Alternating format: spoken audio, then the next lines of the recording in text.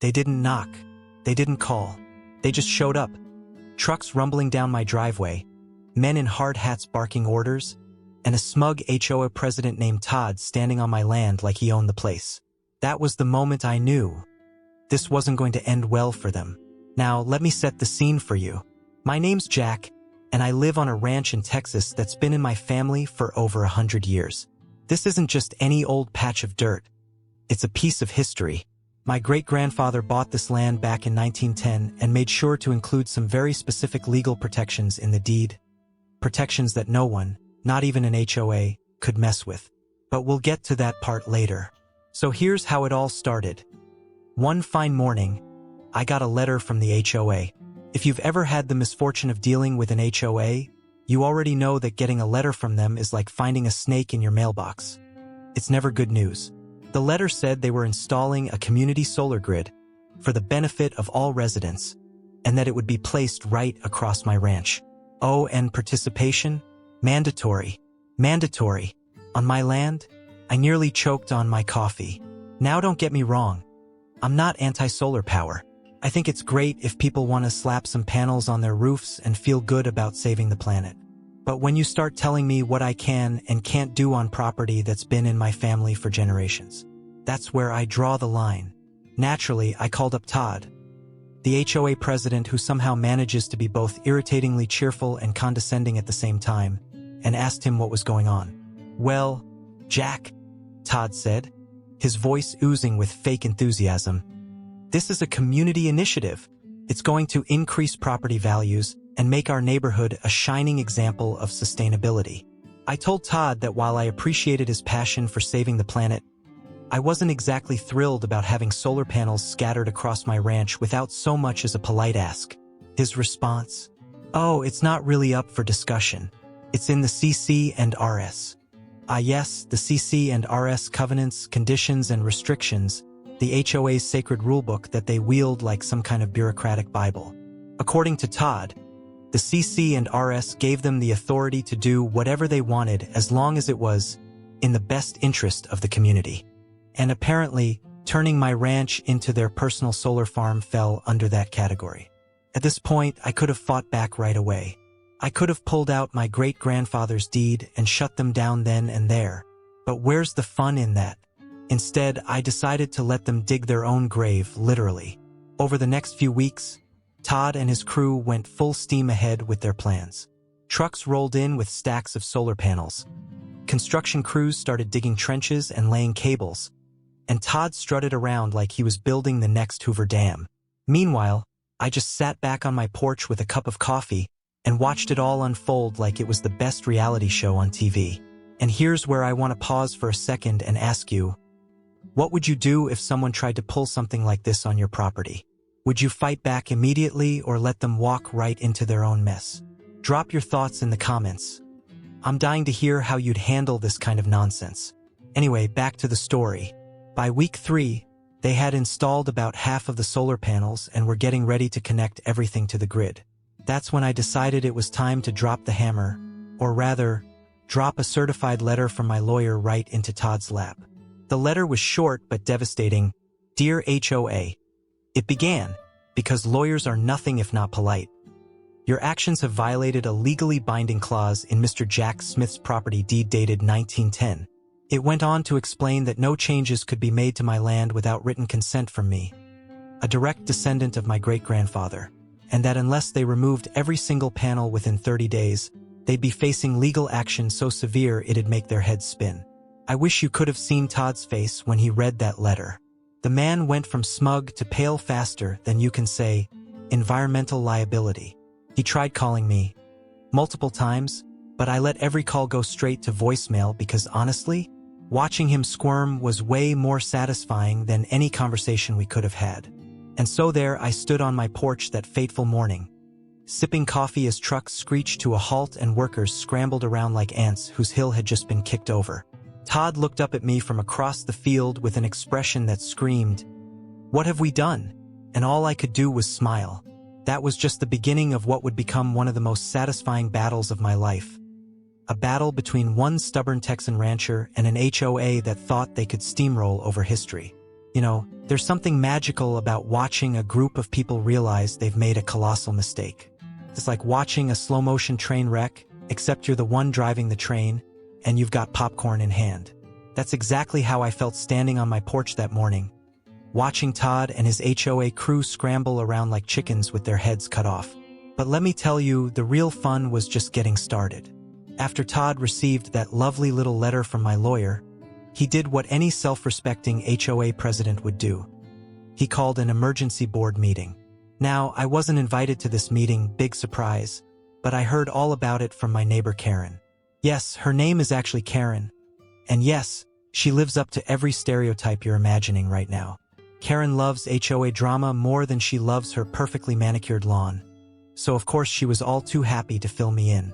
Apparently, the meeting was a complete circus. Todd tried to downplay the situation at first, saying something like, "Oh, it's just a minor legal hiccup. Nothing we can't handle." But then one of the board members, let's call him Steve, pulled out a copy of my great-grandfather's deed. Steve had done some digging of his own and discovered that the clause in question wasn't just some outdated relic from the past. Oh no, it was ironclad, bulletproof, the legal equivalent of a bear trap hidden in tall grass. The deed stated, in no uncertain terms, that any changes to the property required written consent from the owner or their direct descendants. And if anyone violated this clause, well, let's just say the penalties were steep enough to make even the most arrogant HOA president break out in a cold sweat. Karen told me that by the time Steve finished reading the deed aloud, Todd looked like he was about to faint. But instead of admitting defeat like a normal person, Todd decided to double down. He stood up and said something along the lines of, "We can fight this. The HOA has rights too. We'll hire our own lawyers and take this to court if we have to." Now, I don't know what kind of Kool-Aid Todd had been drinking that morning, but let me tell you something. Going up against a century-old legal document is not a fight you want to pick, especially when that document was written by my great-grandfather, a man who once sued a railroad company for trespassing and won. But hey, if Todd wanted to dig himself into an even deeper hole, who was I to stop him? Over the next few days, Todd and his crew went into full damage control mode. They stopped construction on the solar grid entirely, probably because they realized every panel they installed was another nail in their legal coffin, and started sending out frantic emails to all the HOA members. The emails were full of phrases like unexpected complications and temporary delays. But everyone knew what was really going on. The HOA had stepped in it big time, and now they were trying to figure out how to clean up their mess without losing face, or more importantly, money. Meanwhile, I decided it was time to do a little more digging of my own. You see, while Todd was busy trying to rally his troops for a legal battle they couldn't possibly win, I was sitting at my kitchen table with a cup of coffee and a stack of old family documents. My great-grandfather may have been a legal genius, but he was also incredibly thorough. He kept records of everything: land surveys, contracts, correspondence with lawyers, and as I flipped through those yellowed pages, I started piecing together a picture of just how much power that deed gave me. For starters, it wasn't just about preventing unauthorized changes to the property. The deed also included provisions for compensation if anyone tried to use the land without permission. And not just any compensation, we're talking market value plus damages plus interest compounded annually. In other words, if Todd thought he could get away with turning my ranch into his personal solar playground without paying up, he had another thing coming. Armed with this new information, I called up my lawyer, a no-nonsense woman named Linda who takes zero crap from anyone, and asked her what our next move should be. Linda didn't even hesitate. "Send them an invoice," she said. "An invoice?" I asked. "Yep," Linda replied. "Calculate how much money they owe you for using your land without permission and send them an itemized bill. If they don't pay up within 30 days, we'll take them to court." Now let me tell you something. There's nothing quite as satisfying as sending an HOA an invoice for several $100,000. It's like hitting them where it hurts most, their wallets, and watching them squirm as they try to figure out how they're going to explain this one to their members. The invoice included everything: compensation for unauthorized use of my land, damages for disrupting my property without consent, and interest accrued since the day they started construction.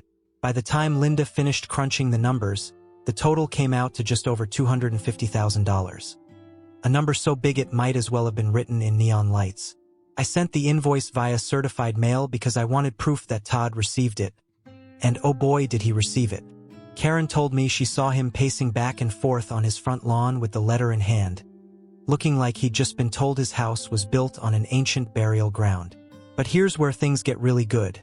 Instead of paying up or admitting defeat like any sane person would do at this point, Todd decided to dig his heels in even further. He called another emergency board meeting because apparently one wasn't enough, and tried to convince everyone that they could fight this in court. According to Karen, who attended this meeting with popcorn in hand, Todd went on some long-winded rant about how the community needs the solar grid, and we can't let one person stand in the way of progress.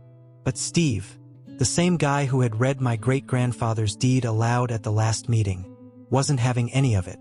Progress, Steve said, and I'm quoting Karen here. Todd, we're not fighting progress. We're fighting Jack Smith's lawyer. And unless you've got $250,000 lying around to pay him off or hire your own legal team, I suggest we cut our losses before this gets any worse. For once in his life, Todd didn't have anything to say. By now word had spread throughout the neighborhood about what was going on between me and the HOA, and let me tell you folks were loving it. People who had never spoken two words to me before suddenly wanted all the details about how I'd managed to outsmart Todd and his crew. Even Karen, who usually only talks about herself, started calling me a local hero, and honestly, I wasn't mad about it one bit. You'd think that after receiving a $250,000 invoice and having their own board members turn against them, the HOA would have finally thrown in the towel. But no, not Todd. Todd was like one of those cartoon villains who just keeps coming back for more, even after the anvil's already fallen on their head. And honestly, at this point, I was starting to enjoy the show.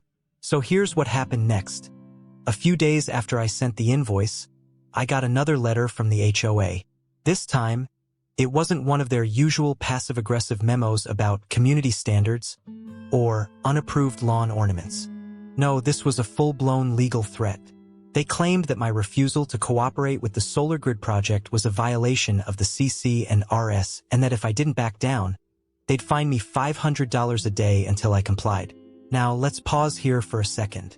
Imagine being Todd, sitting in your little HOA office, which is probably just a folding table in his garage, thinking, you know what'll scare Jack? A $500 fine. Meanwhile, I'm sitting on a deed that's been legally bulletproof for over a century and holding an invoice for $250,000 that they still haven't figured out how to pay. The audacity was almost impressive.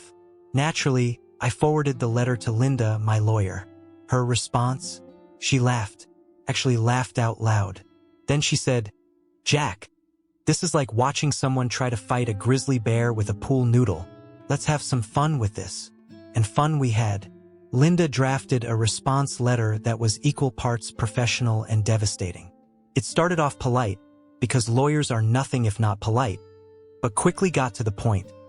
Your attempt to impose fines on Mr. Smith is not only baseless but also constitutes harassment under Texas property law. She went on to explain that if they didn't retract their threat and cease all further attempts to enforce the solar grid project on my land, we'd be filing a countersuit for damages and legal fees. The best part? Linda included a copy of my great-grandfather's deed with all the relevant clauses highlighted in bright yellow, just in case Todd and his crew needed a refresher on why they were so royally screwed. I sent the letter via certified mail again, because at this point, watching Todd sign for these things was becoming one of my favorite hobbies, and waited for the fallout. It didn't take long. According to Karen, who was still happily serving as my unofficial HOA informant, Todd called yet another emergency board meeting after receiving Linda's letter. This time, however, it wasn't just Steve who was pushing back against him. It was everyone. Apparently, one of the other board members, a retired accountant named Marge, had done some number crunching and realized that if they lost a countersuit, it could bankrupt the HOA entirely. And by bankrupt, I mean they'd have to start charging residents thousands of dollars in special assessments just to cover their legal fees.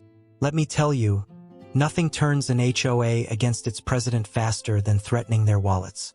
Karen said the meeting devolved into pure chaos. People were shouting over each other, accusing Todd of dragging them into this mess and demanding that he step down as president.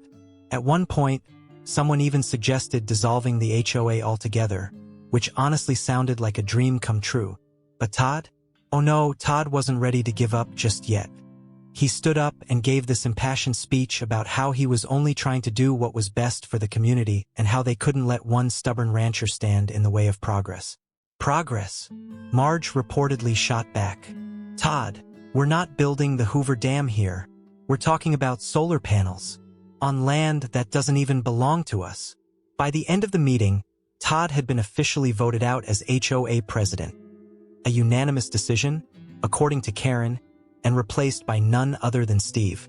Now, Steve may have been on Team HOA at first, but after reading my great-grandfather's deed and seeing how badly Todd had botched things, he'd become one of my biggest allies. The first thing Steve did as president, he called me, "Jack," he said when I picked up the phone. "I think we need to talk." Now, I'll admit I was skeptical at first. After everything the HOA had put me through, I wasn't exactly eager to sit down and play nice. But Steve assured me he wanted to resolve things amicably. No more threats, no more legal nonsense. So I agreed to meet him at his house later that week. When I showed up at Steve's place, which was immaculate, by the way, his lawn looked like something out of a golf course ad. He greeted me with a firm handshake and invited me inside. On his dining room table were two things: a pot of coffee and a stack of papers that looked suspiciously like legal documents. "Jack," Steve began as we sat down, "let me start by saying how sorry I am for everything Todd put you through. He got carried away with this solar project and didn't think things through." I nodded but didn't say anything yet. I wanted to see where this was going. "Here's the deal," Steve continued.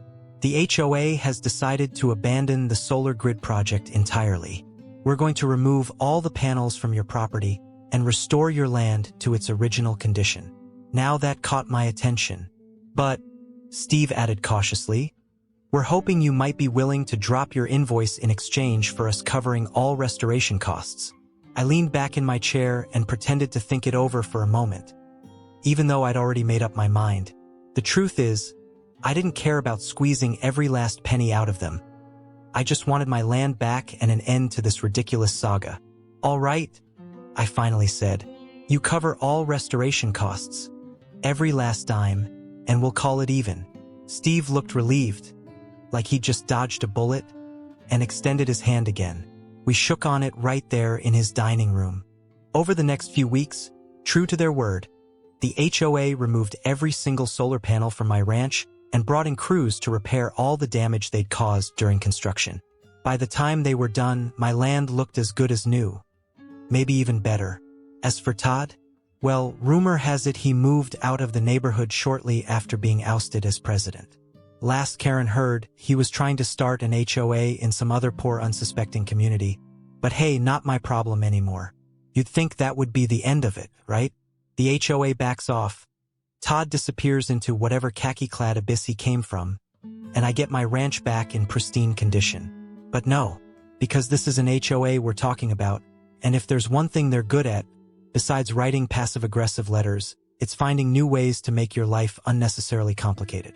So, a couple of weeks after the solar panels were removed and my land was restored, I got another letter in the mail. At this point, I was starting to think I should frame these things and hang them on my wall like war trophies. But this one wasn't from the HOA. Oh no, this was from the county zoning office. Apparently, someone, I wonder who, had filed a complaint claiming that parts of my ranch were not in compliance with local zoning regulations.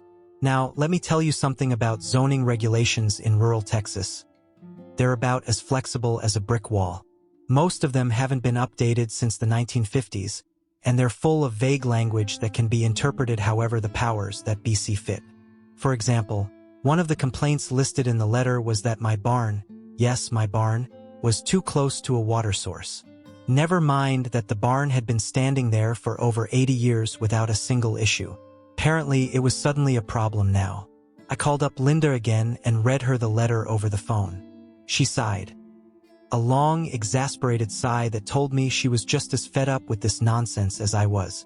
"Jack," she said, It sounds like someone's trying to stir up trouble. You think it's Todd? I asked. Who else would it be? She replied. The man's probably sitting in his new HOA-free neighborhood stewing over how he lost. This is his way of trying to get back at you. Well, I said with a grin, if Todd wants to play games, let's play. The first thing Linda did was file an official request for all records related to the complaint. Under Texas law, I had the right to know who filed it and what evidence they had to back it up. Sure enough, when the records came back a few days later, there it was in black and white. Complainant, Todd Wilkinson. That's right. Todd couldn't even let me enjoy my victory for 2 whole weeks before trying to throw another wrench into my life. But here's where things get interesting. In his complaint, Todd claimed that he had personally witnessed multiple zoning violations on my property during his time as HOA president. The only problem? Most of these so-called violations didn't exist, or at least not in the way he described them. For example, one of his claims was that my fence was encroaching on public land. Now, I know for a fact that my fence is exactly where it's supposed to be because my great-grandfather had the property surveyed when he bought it, and I still have the original survey maps to prove it. Another claim was that my well wasn't up to code because it didn't have a proper cover. Except it does have a cover, a brand new one that I installed last year after the old one started rusting. In other words, Todd's complaint was nothing more than a steaming pile of nonsense designed to waste my time and money. But instead of getting mad about it, I decided to turn the tables on him. First, Linda and I compiled all the evidence we needed to refute every single one of Todd's claims. This included everything from photographs of my property to copies of old survey maps and even receipts for recent repairs and upgrades. Then we filed our own complaint against Todd. You see, while Todd was busy nitpicking every little detail about my ranch, he apparently forgot that his own house wasn't exactly up to code either. For starters, his backyard shed, which he'd converted into some kind of man cave complete with a mini fridge and a dartboard, was built without a permit. And then there was his driveway extension, a slab of concrete he'd poured last year without bothering to check if it violated setback requirements. Spoiler alert, it did. Now, I'm not usually one for petty revenge. But okay, who am I kidding? This was petty revenge at its finest. And let me tell you, it felt amazing. When Todd found out about our countercomplaint, he lost it. Karen told me she saw him pacing around his front yard, yelling into his phone like some kind of deranged telemarketer. Apparently, he tried calling Steve, the new HOA president, to get him on his side, but Steve wanted nothing to do with him anymore. Can you blame him? Meanwhile, Linda and I were having a field day watching this whole thing unfold. Every time Todd tried to escalate things by filing another bogus complaint or making some ridiculous demand through his lawyer, yes, he actually hired a lawyer, we hit back twice as hard with facts and evidence. Eventually, the county zoning office got so fed up with Todd's antics that they sent him a formal warning letter telling him to knock it off or face legal consequences for filing frivolous complaints. And just like that, poof! He disappeared from my life for good. Now here's the best part. After all was said and done, not only did I get to keep my ranch exactly as it is, barns and fences included, but I also got an official apology from the county for all the unnecessary stress caused by Todd's complaints. They even offered to waive some minor fees related to recent inspections as a goodwill gesture, which was nice but honestly unnecessary because by then I'd already won where it really mattered, in principle. So what's the moral of this story? Well, if you ask me, it's pretty simple. Don't mess with someone who has history and lawyers on their side. Because while you're busy plotting your next move out of spite or ego or whatever else drives people like Todd, we're already 10 steps ahead waiting for you to trip over your own shoelaces. And trust me, you will trip every time. You'd think, after Todd finally got the message and crawled back into whatever HOA-free hole he now calls home, that life on the ranch would go back to normal. And for a while, it did. The grass grew back where the solar panels had been, the barn stood proudly in its non-compliant glory, and I went back to my favorite pastime, sitting on the porch with a cup of coffee and judging people who drive too fast down country roads. But as it turns out, the HOA wasn't quite done with me yet. Now, let me be clear. This wasn't Todd's doing. Todd was out of the picture for good, probably off somewhere trying to convince his new neighbors that their mailboxes weren't regulation size. No, this time, the trouble came from a different source. the new HOA president, Steve. Now, I know what you're thinking. Steve? The guy who sided with you?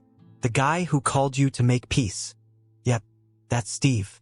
And honestly, I can't even be mad about it because what happened next was so ridiculous, so absurd, that it felt like living in a sitcom. It all started with a barbecue. Steve decided to host a neighborhood barbecue as a way to bring the community together after all the drama with Todd. He even sent out fancy invitations printed on cardstock, because nothing says casual barbecue like spending $5 per invite. I wasn't planning on going because, well, I'm not exactly a community event kind of guy. But then Karen showed up at my door with one of those invitations and said, "Jack, you have to come. Everyone's going to be there." Now, when Karen says everyone, what she really means is everyone who wants to gossip about everyone else. But I figured, what the heck? Free food is free food. So I showed up at Steve's house that Saturday afternoon, fully expecting to eat some overcooked burgers and listen to Karen complain about how her neighbor's dog keeps digging up her flower beds. What I didn't expect was for Steve to pull me aside halfway through the barbecue and say, "Jack, we need to talk." Now let me tell you something. When someone starts a sentence with "we need to talk," it's never good news. It's right up there with "can I borrow your truck?" and "have you heard about our Lord and Savior?" Steve led me into his garage, which had been converted into some kind of makeshift office, and handed me a folder full of papers. At first glance, it looked like your typical HOA nonsense. Bylaws, meeting minutes, budget reports. But then I saw the words "Special Assessment Proposal" printed in bold at the top of one page. "What's this?" I asked. Steve sighed and said, "The HOA is running low on funds after everything that happened with Todd. Between the legal fees and the cost of removing the solar panels from your property, we're in a bit of a financial hole." I raised an eyebrow. "And this is my problem because?" "Well," Steve said hesitantly, "we were hoping you might be willing to contribute." I stared at him for a solid 10 seconds before bursting out laughing. Not just a chuckle, a full-on belly laugh that probably made Steve regret ever inviting me into his garage. "Let me get this straight," I said once I'd caught my breath. "You want me, the guy who spent months fighting your HOA, to bail you out because Todd ran your finances into the ground?" Steve looked uncomfortable but nodded. "It's for the good of the community." "Steve," I said with a grin, "you've got some nerve. Now here's where things get interesting." While most people would have just told Steve to pound sand and walked away, which was very tempting, I decided to take a different approach. If they wanted my money so badly, they were going to have to earn it. "Tell you what," I said, "I'll consider contributing, but only if we make some changes around here." Steve looked intrigued but wary. "What kind of changes?" "Oh, nothing major," I said casually. "Just little things like abolishing lawn height restrictions and getting rid of those ridiculous mailbox regulations." Steve frowned. "Jack, those are core parts of our CC and RS." "Exactly," I said with a smile. "And if you want my money, those core parts are going in the trash." To my surprise and mild disappointment, Steve actually agreed to bring my proposals up at the next HOA meeting. And wouldn't you know it?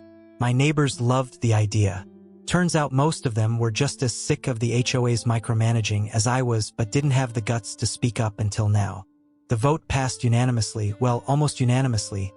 Karen voted against abolishing lawn height restrictions because she takes her grass way too seriously. And just like that, half of the HOA's most annoying rules were gone. But here's where things get even better. After seeing how much support I had from my neighbors, Steve came back to me with another proposal. "Jack," he said one afternoon while standing awkwardly on my porch like he was about to sell me life insurance, "the board thinks you'd make a great addition to the HOA leadership team." I nearly spit out my coffee. "You want me, the guy who fought tooth and nail against this HOA, to join it?" I asked incredulously. "Well," Steve said sheepishly, "you clearly care about this community." I didn't let him finish before laughing again, because honestly, the idea was so ridiculous it was almost tempting. "Tell you what," I said after thinking it over for a moment, "I'll join, but only if we rename it Jack's Homeowners Association." Steve didn't go for that idea, probably because he knew I wasn't joking. But he did manage to convince me to attend one board meeting as an honorary member, which turned out to be one of the most entertaining nights of my life. Let me tell you, watching grown adults argue over whether or not someone's garden gnome violates community standards is an experience everyone should have at least once. In the end, though, I decided that being part of an HOA, even one that had been thoroughly declawed, just wasn't for me. But hey, at least now when they send out their newsletters or hold their little barbecues or try to enforce their watered-down rules, I can sit back on my porch with my coffee and know that they'll think twice before messing with Jack Smith again. After turning down Steve's offer to join the HOA leadership team, and let's be honest, that was never going to happen, I thought I'd finally reached the end of my HOA saga. My ranch was back to normal, Todd was gone, and the HOA had been declawed to the point where it was more like a neighborhood book club than an actual governing body. Life was good, peaceful, quiet, and then came the chickens. Yes, you heard me right, chickens. It all started when Karen, my nosy but well-meaning neighbor, decided she wanted to start raising backyard chickens. Now, Karen is the kind of person who treats her lawn like it's a national treasure, so the idea of her willingly introducing feathered chaos into her perfectly manicured yard was surprising, to say the least. But hey, I'm all for people living their dreams, even if those dreams involve poultry. The problem wasn't Karen's chickens themselves. It was the HOA's reaction to them. You see, despite all the rule changes we'd pushed through after Todd's downfall, there were still a few old regulations lingering in the CC and RS, including one that explicitly prohibited livestock within the neighborhood limits. And apparently, someone on the board decided that chickens counted as livestock. Now, I don't know who filed the complaint against Karen, though I have my suspicions, but what I do know is that it sparked a whole new wave of HOA drama. Suddenly, everyone in the neighborhood had an opinion about whether or not chickens should be allowed. Some people thought they were charming and eco-friendly. Others acted like Karen was trying to open a full-scale farm next door. Steve called an emergency meeting, because of course he did, and Karen begged me to come along for moral support. "Jack," she said, clutching her invitation like it was a golden ticket to Willy Wonka's factory. "You're the only one who can talk sense into these people." Now, I wasn't exactly thrilled about spending another evening listening to grown adults argue over nonsense, but Karen had always been on my side during my battles with Todd and the HOA, so I figured I owed her one. The meeting was held in Steve's garage again because apparently that's just how we do things now, and let me tell you, it was even more ridiculous than I expected. People were shouting over each other, throwing out words like biohazard and property values, as if Karen's 6 little hens were going to single-handedly tank the entire housing market.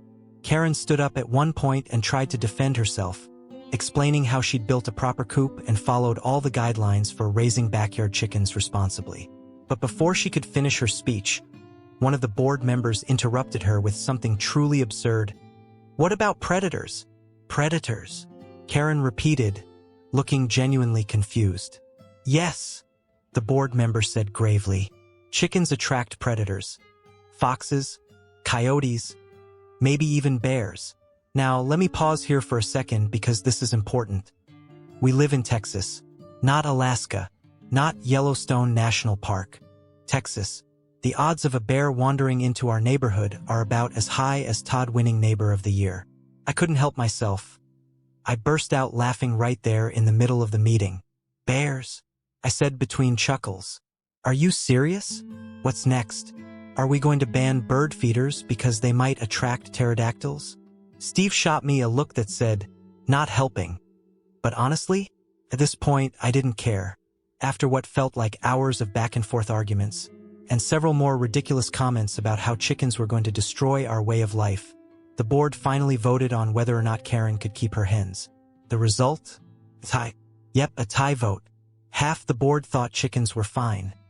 The other half thought they were harbingers of doom. And since Steve didn't want to be the one to break the tie himself, probably because he knew whichever side he picked would make him unpopular, he decided to punt the decision back to the community at large. "We'll hold a neighborhood vote," Steve announced solemnly, as if he were declaring war instead of asking people whether they liked chickens. "Every resident will have a say." Now here's where things got interesting, because while most people would have just shrugged off this whole chicken debacle as petty HOA nonsense, Karen decided to go all in on her campaign.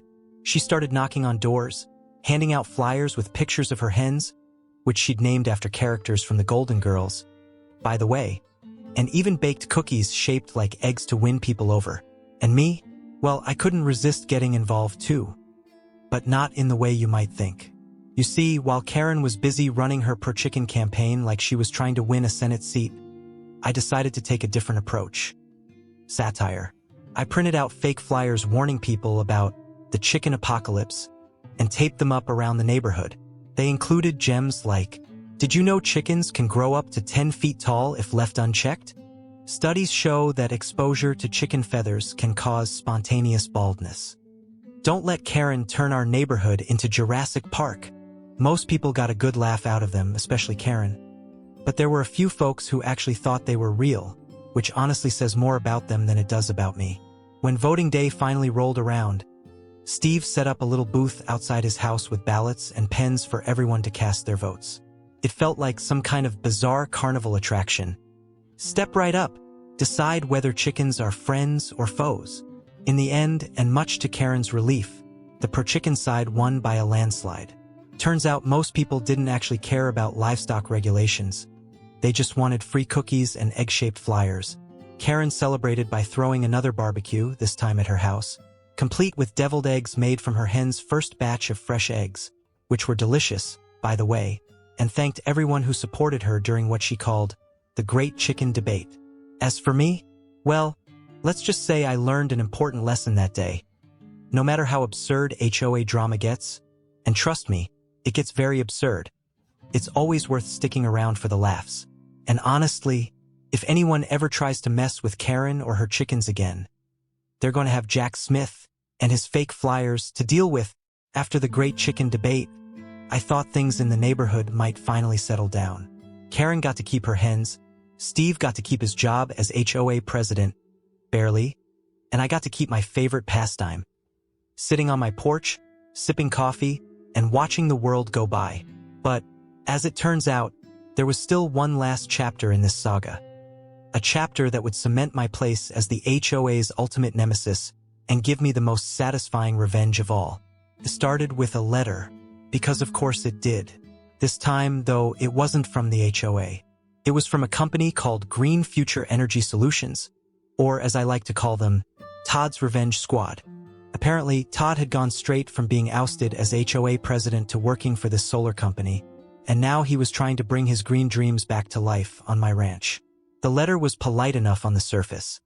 "Dear Mr. Smith, we'd like to discuss a potential partnership to install a solar farm on your property." But I could practically hear Todd's smug voice behind every word. This wasn't a partnership. It was a thinly veiled attempt to get back at me for ruining his original solar project. Now, I could have just ignored the letter, tossed it in the trash, and gone about my day. But where's the fun in that? Instead, I decided to play along. I called the number listed in the letter and asked to speak with Todd directly. When he answered, I could tell he wasn't expecting me to call, let alone sound interested in his proposal. "Well, Jack," Todd said after recovering from his initial surprise, "I'm glad you're open to hearing us out. Green Future Energy Solutions is committed to sustainability and—" "Save the sales pitch," I interrupted. "Let's cut to the chase. What's in it for me?"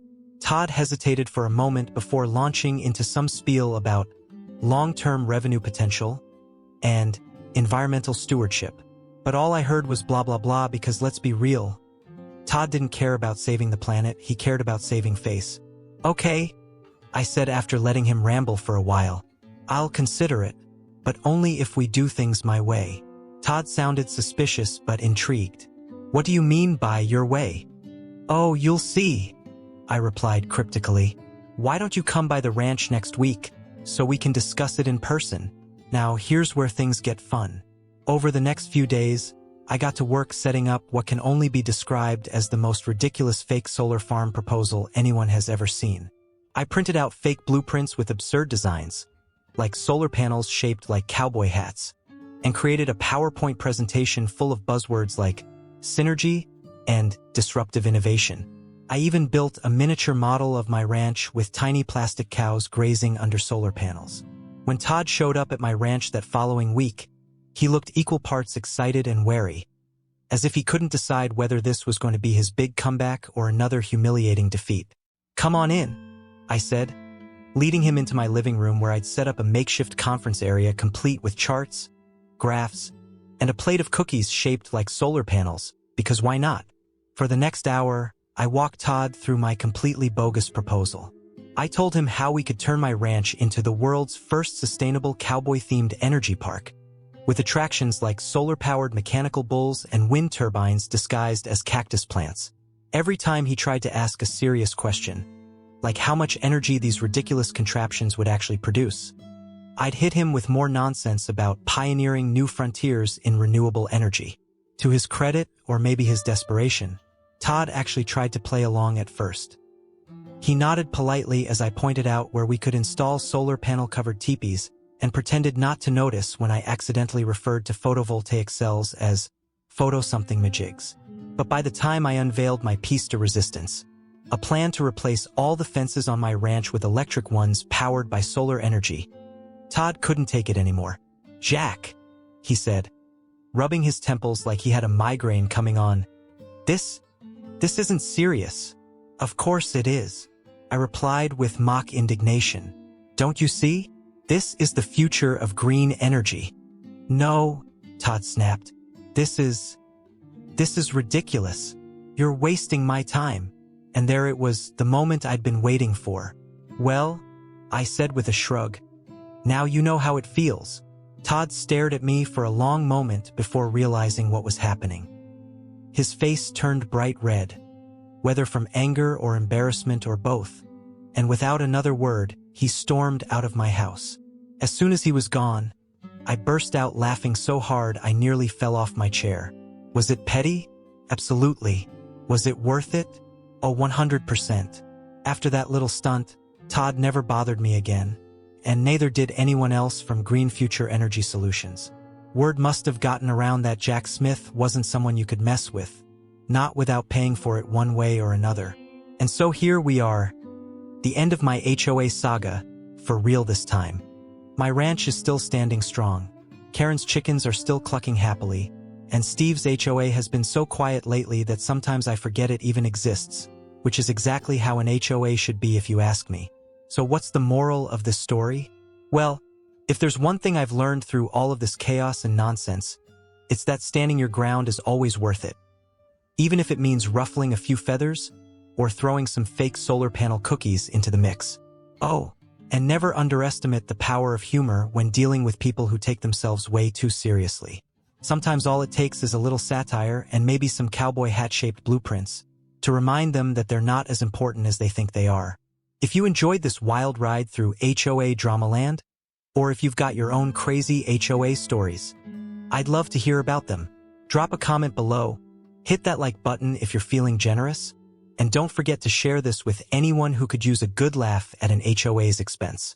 And hey, if you haven't already subscribed to this channel, what are you waiting for? You never know when another ridiculous story might come your way.